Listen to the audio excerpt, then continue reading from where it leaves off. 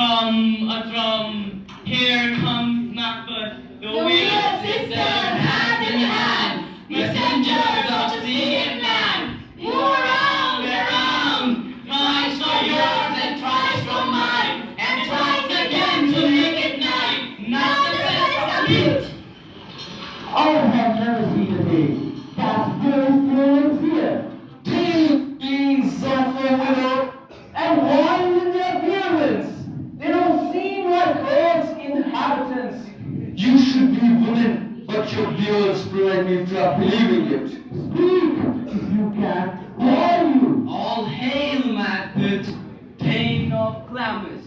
All hail Macbeth, Thane of Cawdor. Hail, Macbeth, thou shalt be the king hereafter. Hail! Hail! Hail! What about the prophecies about me? You are lesser than Macbeth, and greater. You won't be as happy, but you will have more happy. You will father kings, even though you won't be born. So all hail Macbeth and Banquo. Banquo and Macbeth, all hail. Hail! Wait, you incomplete speakers.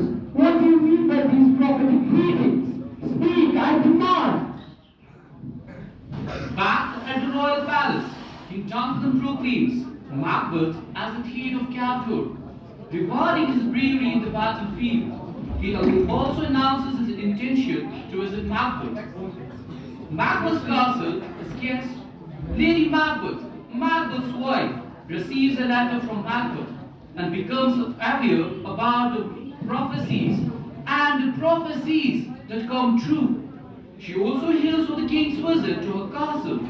She is intrigued by her thirst for power and envisions an opportunity to seize power by murdering King Duncan. Macbeth, driven by his wife's unrelenting ambitions, murders King Duncan in his sleep. Lady Macbeth guides Macbeth in covering up the crimes by framing the king's cause for king's murder. He trusts me in two ways. First as his relative and as his subject, which makes it wrong for me to honor him. And then as his host, I shouldn't betray him by attacking. And yet I carry the knife by myself. And if I do this, the wind will carry the news of the horrid deed, and people will weep. So there is no incentive but my voting ambitions. We won't proceed further in this plan. Duncan has honored me, and I have gained a good reputation, which I want to enjoy while it's still fresh and new. Are you having second thoughts? Has your determination wavered? And are you living in fear? Well, tonight did not hold you back. Wait, I can do anything a man should. Anyone who dares to do more than that is not a man. If you fail, We fail? Then master, your comment and we won't fail. When Duncan is asleep, then God with Duncan wants to stop us from believing without attendance. Who will bear the guilt of great victory? Macbeth is crowned King of Scotland, but he remains uneasy. He fears Banquo, whose sons are prophesied by winds, to inherit the throne. Macbeth hires assassins and orders the murder of the Banquo and his son. Banquo is brutally murdered, but his son succeeded to escape. Macbeth's guilt and paranoia begin to consume him, making him a mad king. During a dinner party hosted by Macbeth, Macbeth is quite haunted by Banquo's ghost, though only he can see it. Lady Macbeth attempts to console Macbeth, but his guilt and paranoia intensify, leading to a disturbing spectacle.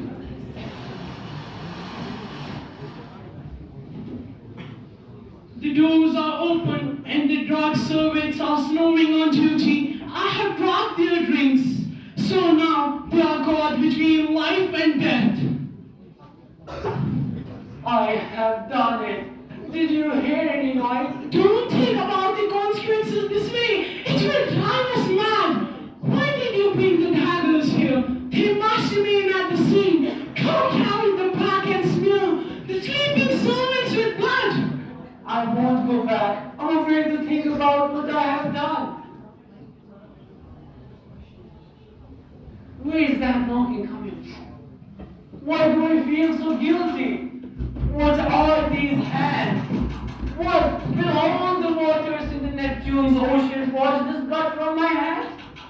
My hands are just as bloody, but I'm ashamed to have my heart so white. I hear someone knocking at the south entrance. Let's move to a room and the little water will wash away this deed. To get rid of his fears, Macbeth hastes and approves the winds again, demanding a prophecy for him.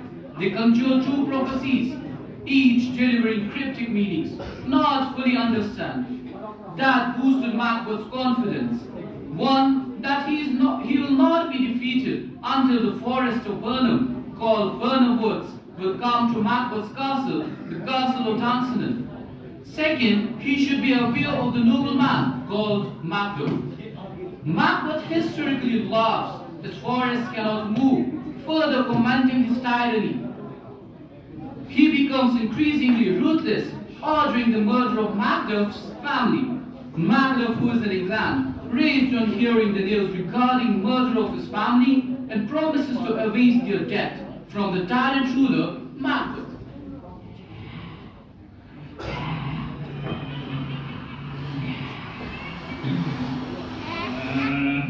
Twice the pretty cat has meowed. Thrice and once the head dog whined. The harpy cries, it's time, double, double, toil and trouble, fire, burn and cauldron bubble. What's going on, you secretive dark and midnight hags? What are you doing? A deed that has no name. I conjure you by whatever powers you serve. Answer me! Speak. Demand. We will respond, listen to him but say nothing. Double, Double, toil and trouble, fire, burn and cauldron bubble.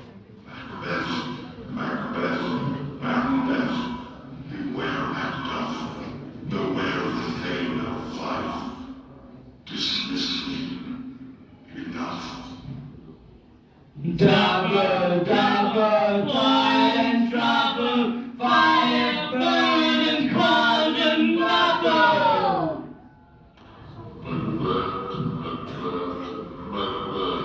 Macbeth will not be defeated until great Burnham Woods move to Dunsinane Hill.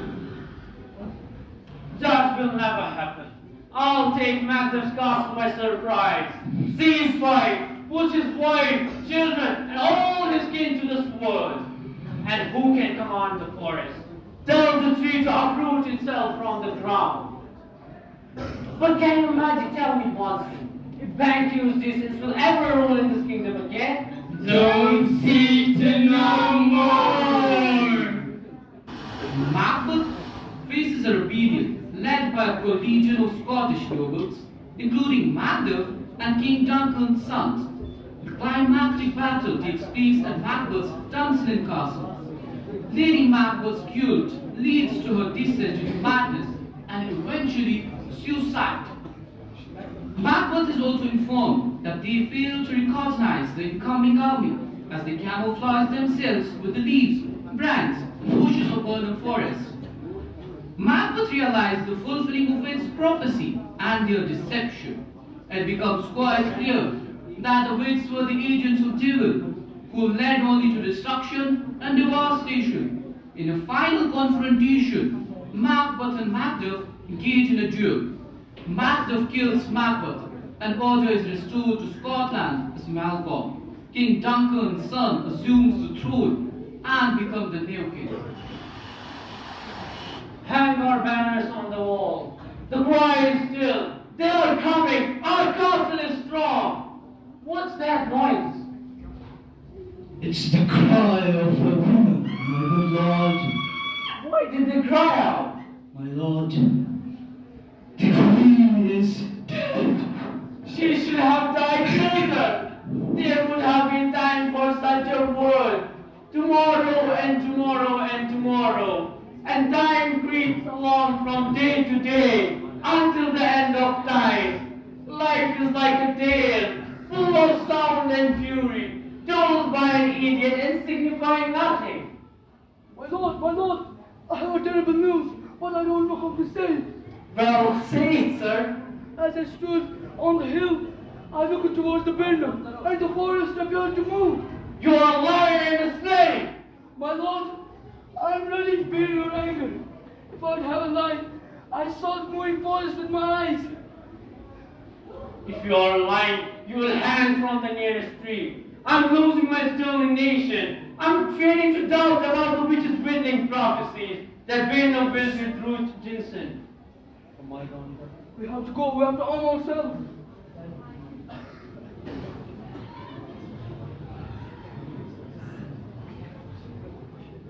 Turn around! You have future! Done! Of all the people I have avoided. But go away. I have already spilled enough of your blood. I have no words. My sword which you were talking. The kill you coward! And live as a spectacle for the ages. We will display you like a weird monster. Mounted born with a sign that says, here you can see this diamond. I won't go down to kiss the ground in front of a Malcolm's feet. I'll use my sword and fight till the end. Come on, Macbeth, and God be the one who cries, hold enough!